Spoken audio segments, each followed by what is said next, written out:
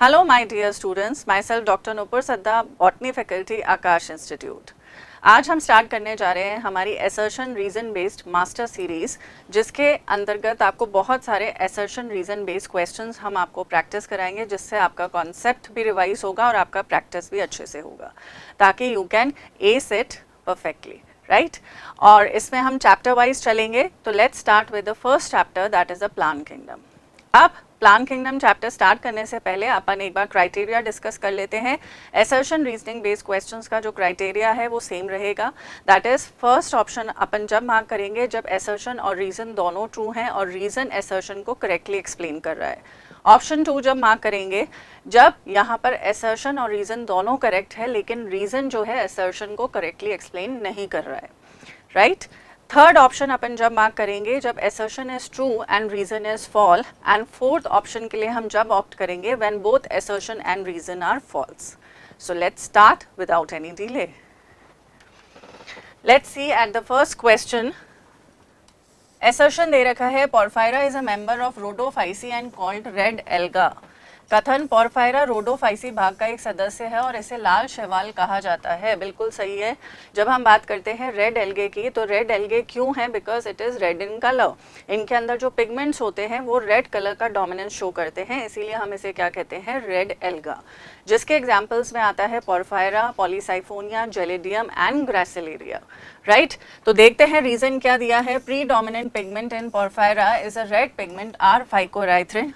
Porphyra में प्रमुख वर्णक एक लाल रंग द्रव्य आर फाइकोराइथ्रिन होता है। बिल्कुल सही है। इसी वजह से इसका कलर जो होगा वो क्या होगा? लाल होगा या रेड होगा। इसके अंदर जो मेन पिगमेंट्स होते हैं उनमें क्या क्या रहेगा? Chlorophyll A, chlorophyll D, carotenoids, R phycocyanin and R phycoerythrin, जिसमें से predominant pigment which is responsible for their colour is R phycoerythrin. Okay, so इसका आंसर जो जाएगा that will be 1। Let's move to the next question. Question number 2. इसके according assertion है main plant body of bryophyte is called as the gametophyte. Bryophyte की मुख्य पादपकाय युग्मोद्भिद कहलाती है। बिल्कुल सही है। जैसे जैसे हम प्लांट किंगडम में आगे बढ़ते हैं, ब्रायो से टेरिडो, टेरिडो से जिम्नो, जिम्नो से एंजियो की तरफ, तो धीरे धीरे गैमेटोफाइट रिड्यूस होता जाता है और स्पोरोफाइट वेल डेवलप्ड होता जाता है। यानी ब्रायोफाइट के अंदर जो गैमेटोफाइट होगा वो क्या होगा? वेल डेवलप्ड होगा। और स्पोरोफाइट क्या होता है? यहाँ पर डिपेंडेंट होता है ऑन द गैमेटोफाइट। रीजन दिया है bryophyte possess root like, leaf like and stem like structures. Bryophyte में जड़ सम, पत्ती सम, तना सम संरचनाएं उपस्थित होती हैं। यानी कि इसके अंदर ट्रू रूट, स्टेम, लीव्स नहीं होते हैं। रूट जैसे, लीफ जैसे और स्टेम जैसे स्ट्रक्चर्स इसके अंदर प्रेजेंट होंगे। तो both the statements are correct, लेकिन यहाँ जो रीजन है वो इसको एसर्शन को यहाँ पर एक्सप्लेन नहीं कर रहा है। इसलिए हम कौन सा ऑप्शन मार्क करेंगे? Will go for option 2, right. Now let's move to the next question. यहाँ assertion दिया है the sporophyte in mosses is more elaborate than that in the liverworts. Moss में स्पोरोफाइट लिवरवर्ट की तुलना में अधिक विकसित होता है। बिल्कुल सही स्टेटमेंट है, एनसीईआरटी की लाइन है। जब भी हम स्पोरोफाइट को कंपेयर करते हैं लिवरवर्ट्स और मॉसेस के, तो मॉसेस जो होता है वो ज़्यादा एडवांस, ज़्यादा इवॉल्व माना जाता है as compare to that of the liverworts. हालांकि दोनों में एनसीईआरटी में दे रखा है कि sporophyte consist of the foot, seta and the capsule, लेकिन अगर हम कैप्सूल की बात करें फ्यूनारिया में, which is a member of the mosses, तो उसके अंदर वो ज़्यादा वेल इवॉल्व होगा, ज़्यादा डेवलप्ड होगा। उसके अंदर डिस्पर्सल के लिए क्या प्रेजेंट रहते हैं? पेरिस्टोमियल टीथ भी प्रेजेंट रहते हैं। Okay, so this statement is correct. Reason देखिए, in the liverworts the zygote develops into a sporophyte consisting of a foot, seta and the capsule. Liverwort में युग्मनज एक स्पोरोफाइट में विकसित होता है जिसमें फुट, सीटा और कैप्सूल होता है। तो ऑब्वियसली बात है, जब हम बात कर रहे हैं लिवरवर्ट्स की, तो लिवरवर्ट्स किस में आएगा? ब्रायोफाइट्स में। और जब हम ब्रायोफाइट्स की बात कर रहे हैं तो यहाँ पर आफ्टर फर्टिलाइजेशन जो ज़ाइगोट बना है वो ही किस में डेवलप होगा? Into the sporophyte. And sporophyte यहाँ किससे मिलकर बनता है? That consist of the foot, seta and the capsule. So this statement is also correct, लेकिन ये इसको एक्सप्लेन नहीं कर रहा है। दोनों स्टेटमेंट्स बिल्कुल अलग अलग जा रहे हैं, but both of them are correct. So will go for option 2. Okay, now see the next question. The spread of living pteridophytes is limited and restricted to one narrow geographical regions. जीवित pteridophyte का प्रसार सीमित है और कम भौगोलिक क्षेत्रों तक सीमित है। बिल्कुल सही है। जब हम टेरिडोफाइट्स और ब्रायोफाइट्स की बात करते हैं, इन दोनों के अंदर ही किसकी रिक्वायरमेंट रहती है? वाटर की रिक्वायरमेंट होती है for fertilisation to complete their life cycle. इसीलिए हम ये कहते हैं कि ये पानी के आसपास नमी वाले जगह पर देखने को मिलेंगे, राइट। देन इन्होंने बोला है reason multicellular free living mostly photosynthetic thalloid gametophyte of pteridophyte is called as the prothallus.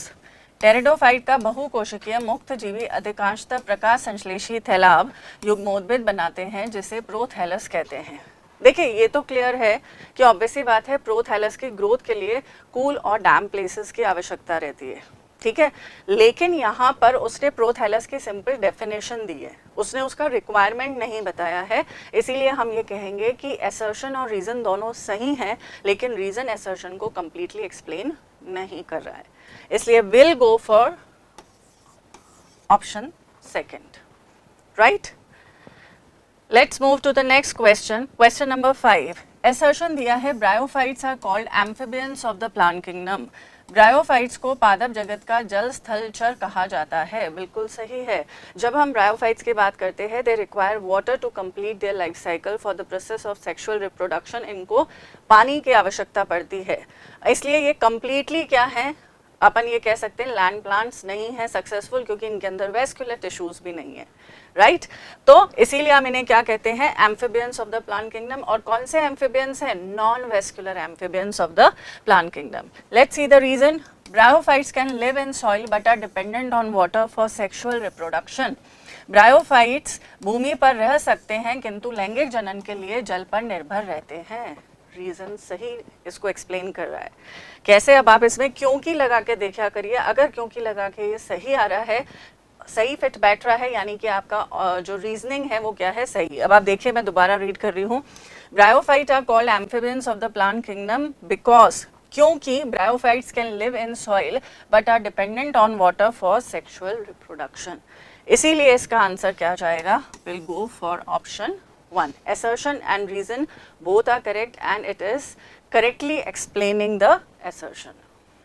Let's see question number 6. Assertion: genera like Selaginella, Salvinia exhibit an event that is precursor to the seed habit. Selaginella और सैल्विनिया उस घटना को प्रदर्शित करती हैं जो बीजी प्रकृति की पूर्ववर्ती हैं। It is a correct statement. जब हम बात करते हैं सीड फॉर्मेशन की, तो उसके लिए सबसे पहली कंडीशन क्या होती है बेटा? That is heterosporous condition. Heterospory होना ज़रूरी है, यानी दो टाइप के स्पोर्स बनेंगे, माइक्रोस्पोर्स एंड मेगास्पोर्स। और जब हम बात करते हैं टेरिडोफाइट्स के अंदर, तो टेरिडोफाइट्स के अंदर मोस्टली क्या होते हैं? ये homosporous, but some of them are heterosporous. और उन्हीं हेट्रोस्पोरस में से ये दोनों हैं, सेलाजिनेला और सेल्विनिया। देन इसके लिए और क्या होना ज़रूरी है? That is it should have only one functional megaspore, और जो यहाँ फीमेल गैमेटोफाइट बनेगा that should be permanently retained in the megasporangium on the parent sporophyte, जो कि यहाँ देखने को नहीं मिलता। यानी कि यहाँ इसने प्रयास तो करा, कोशिश तो करी, मगर इसे सक्सेस नहीं मिली, क्योंकि यहाँ फीमेल गैमेटोफाइट मेगास्पोरेंजियम पर कुछ समय के लिए रहता है, ना कि परमानेंटली, राइट। चलिए अब नेक्स्ट स्टेटमेंट देखते हैं। In heterosporous pteridophytes the development of the zygotes into the young embryos takes place within the female gametophyte. बिल्कुल सही है। विषम बीजी टेरिडोफाइट में युग्मनज का भ्रूण में विकास मादा युग्मोद्भिद में होता है। बिल्कुल सही स्टेटमेंट है। यहाँ पर जब हम बात करें, ये तो मैंने बोला था कि यहाँ पर क्या बन रहा है, आप देख सकते हैं हेट्रोस्पोरस टेरिडोफाइट यानी सेलाजिनेला और सेल्विनिया में जो जाइगोट का डेवलपमेंट है, किसमें? एम्ब्रियो में। ये किसके अंदर चल रहा है? फीमेल गैमेटोफाइट में, राइट। तो ये किसको एग्जाम्प्लीफाई कर रहा है? सीड हैबिट को। किसको कर रहा है एग्जाम्प्लीफाई? सीड हैबिट को, जिसका ओरिजिन हुआ है लेकिन ये सक्सेसफुल नहीं हुआ। क्यों सक्सेसफुल नहीं हुआ? पहला रीज़न, क्योंकि यहाँ ये परमानेंटली इसको रिटेन नहीं कर पाता है। दूसरा, यहाँ पर इसकी प्रोटेक्टिव कवरिंग यानी इंटेग्यूमेंट्स क्या है? एब्सेंट है। तो यहाँ अगर हम बोलें कि असर्शन और रीज़न, तो दोनों ही स्टेटमेंट्स क्या हैं बेटा? करेक्ट हैं। और यहाँ पर रीज़न जो है असर्शन को क्या कर रहा है? सिग्निफाई कर रहा है, एक्सप्लेन कर रहा है। सो will go for option 1। Let's move to the next question. Sexual reproduction may be isogamous, anisogamous और oogamous in the brown algae. भूरे शैवाल में लैंगिक जनन समयुग्मकी, असमयुग्मकी या विषम युग्मकी हो सकता है. बिल्कुल सही स्टेटमेंट है. जब हम बात करते हैं ब्राउन एल्गे की या फियोफाइसी की, वी टॉक अबाउट कि यहाँ पर जो गैमीट्स होते हैं वो कैसे होते हैं, मोटाइल होते हैं, पियर शेप्ड होते हैं, लैटरली प्लेस फ्लैजेला मिलेंगे, दैट इज हेट्रोकॉन्टे या अनइक्वल फ्लैजेला है. राइट. रीजन उन्होंने दिया है क्योंकि in brown algae sexual reproduction is accompanied by complex post fertilisation developments. क्योंकि भूरे शैवाल में लैंगिक जनन के साथ जटिल निषेचन पश्च विकास होता है. ये स्टेटमेंट गलत है बेटा. ये वाला स्टेटमेंट किस पे लागू होता है? It is applicable to the red algae not the brown algae. वहाँ पर आपको कॉम्प्लेक्स पोस्ट फर्टिलाइजेशन चेंजेस देखने को मिलते हैं, यहाँ पर नहीं. Right? तो यहाँ पर assertion is true but the reason is false. So we'll go for option 3. Right? Let's see the next question. Assertion है in pteridophytes the root, stem and the leaves possess well developed vascular tissues. जब हम pteridophytes की बात करते हैं तो यहाँ पर root, stem और leaves में well developed vascular tissues हैं. pteridophytes में जड़, तना तथा पत्तियों में सुविकसित संवहनी ऊतक होते हैं. बिल्कुल सही स्टेटमेंट है. रीजन क्या दिया है? क्योंकि in pteridophytes the main plant body is a sporophyte. क्योंकि इनके अंदर जो मेन प्लांट बॉडी होती है वो स्पोरोफाइट होती है. तो यहाँ पर इसका जो रीजनिंग है वो सही नहीं है. स्टेटमेंट तो सही है लेकिन उसको एक्सप्लेन नहीं कर रहा है, इसलिए will go for option 2. Right. So let's see the next question. Next question is question number 9. Assertion is water is required for the transfer of the male gametes to the archegonium in the ferns. Fern में नर युग्मक को स्त्रीधानी तक पहुंचाने के लिए जल आवश्यक है. बिल्कुल सही स्टेटमेंट है क्योंकि फर्न्स किसके अंदर इंक्लूडेड है? It is an example of pteridophytes. और ब्रायोफाइट्स और टेरिडोफाइट्स दोनों के अंदर ही male gametes are motile, that is they swim towards the archegonium, और इस कंडीशन को we call them as zoidogamy. इसको हम क्या बोलते हैं? zoidogamy. So this is a correct statement. क्योंकि ferns bear sporangia on the gametophytes which in turn bear the diploid sex organs. Fern में बीजाणुधानी युग्मोद्भिद पर होते हैं जो द्विगुणित जनन अंग धारण करते हैं. ये स्टेटमेंट बेटा गलत है. क्यों गलत है? क्योंकि जब हम बात करते हैं फर्न्स की तो यहाँ पर जो लीव्स होती हैं जो क्या बेयर करती हैं? स्पोरेंजियम, उसको हम कहते हैं स्पोरोफिल. स्पोरोफिल के अंडर सरफेस पे जनरली क्या प्रेजेंट होते हैं? स्पोरेंजियम. इन स्पोरेंजियम के अंदर स्पोर मदर सेल होते हैं जिसमें मियोसिस से बनते हैं स्पोर्स. तो ये तो हो गया है स्पोरोफिल. स्पोरोफिल के अंडर सरफेस पे आपको क्या देखने को मिल रहा है? स्पोरेंजियम. इन स्पोरेंजियम के अंदर आपको क्या देखने को मिलेंगे? स्पोर्स. क्लियर? और इन स्पोर्स के जर्मिनेशन से क्या बनेगा? गैमेटोफाइट. और because spores are the product of meiosis so they are haploid. तो यहाँ गैमेटोफाइट भी क्या होगा? हैप्लॉइड. राइट. तो गैमेटोफाइट पे जो सेक्स ऑर्गन्स होंगे वो भी क्या होंगे? They will be haploid. So this statement is wrong. तो यहाँ पर will go for the option 3. Okay. Let's move to the next question. Question number 10. Assertion in gymnosperms the pollen grains are released from the microsporangia and carried out by the air currents. Gymnosperm में परागकण लघु बीजाणुधानी से निकलते हैं और वायु द्वारा ले जाए जाते हैं. बिल्कुल सही स्टेटमेंट है.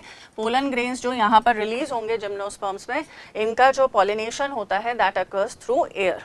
ठीक है, विंड पॉलिनेटेड होते हैं ये. रीजन क्या दिया है? Air currents carry the pollen grains through the mouth of the archegonia where the male gametes are discharged and the pollen tube is not formed. ये स्टेटमेंट हो गया है गलत. वायु परागकणों को स्त्रीधानी के मुख तक ले जाती है जहां नरयुग्मक छोड़े जाते हैं और पराग नली नहीं बनती, क्योंकि यहाँ पर पोलन ट्यूब का फॉर्मेशन होता है. सीधे सीधे एनसीईआरटी की लाइन है. इसीलिए यहाँ पर असर्शन तो ट्रू है लेकिन रीजन क्या है बेटा? फॉल्स. तो will go for option 3. Okay. Now let's see the next question. Question number 11. Assertion in gymnosperms the male and the female gametophyte do not have an independent free living existence. यानी gymnosperm में नर और मादा युग्मोद्भिद का स्वतंत्र मुक्त रूप से रहने वाला अस्तित्व नहीं होता। बिल्कुल सही स्टेटमेंट है। क्यों सही है? क्योंकि ये कंडीशन है किसकी? सीड बनने की। पहली कंडीशन होती है हेट्रोस्पोरी, दूसरी कंडीशन होती है कि 4 मेगास्पोर्स में से only 1 remains functional, third condition होती है कि जो मेगास्पोरेंजियम है उसी के अंदर फीमेल गैमेटोफाइट डेवलप होगा और वो पेरेंट स्पोरोफाइट पे रिटेन्ड रहता है परमानेंटली, तभी सीड बनेगा। इसीलिए यहाँ गैमेटोफाइट का इंडिपेंडेंट एग्जिस्टेंस नहीं होता। So this is the correct statement.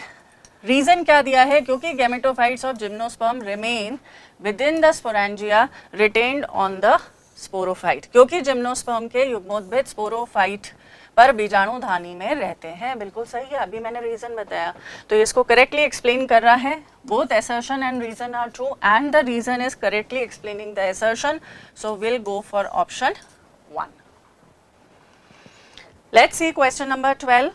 Assertion है vascular plants are well adapted to the environment and dominate the land. समूहनी पादप पर्यावरण के लिए अच्छी तरह अनुकूलित होते हैं और थल पर प्रभुत्व रखते हैं। बिल्कुल सही है।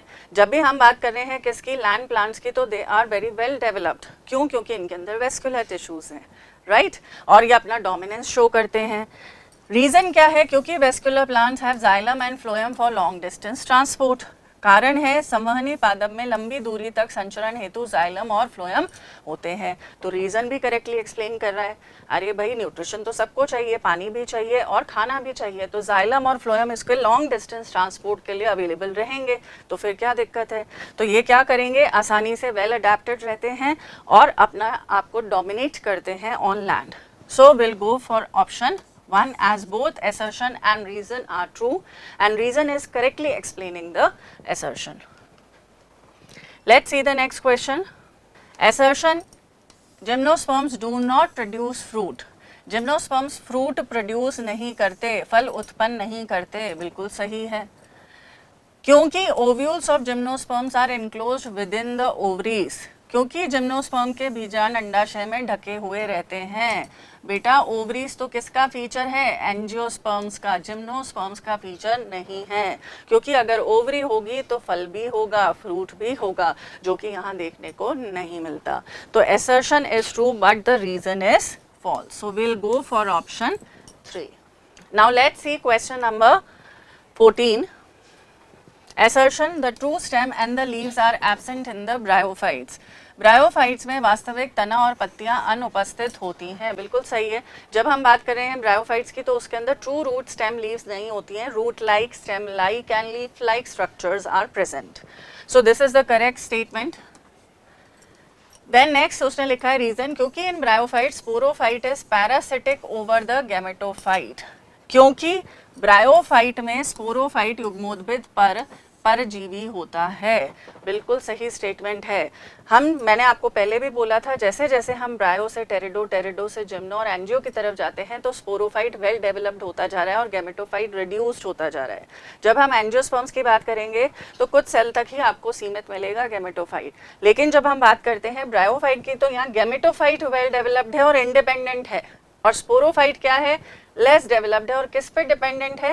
गैमेटोफाइट पे।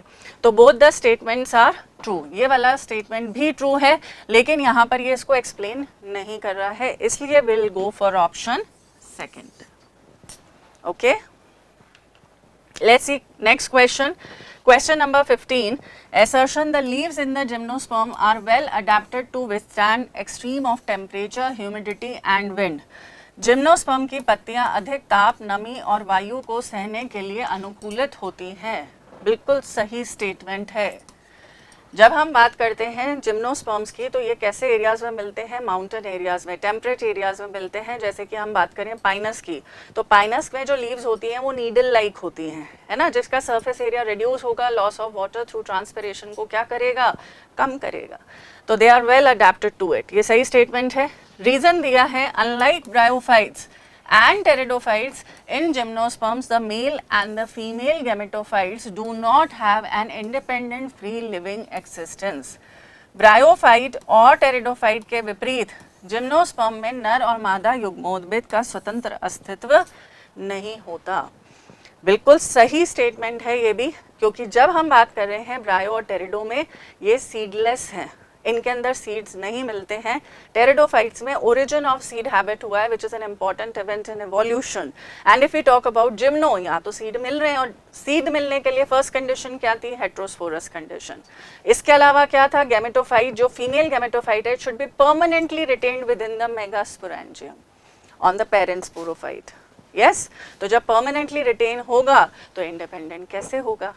राइट तो ये स्टेटमेंट भी क्या है बेटा? सही है, लेकिन ये इसको एक्सप्लेन नहीं कर रहा है, दोनों अलग अलग स्टेटमेंट्स हैं, इसलिए will go for option 2. Okay, I hope this might be very very helpful for you. All the best. Thank you.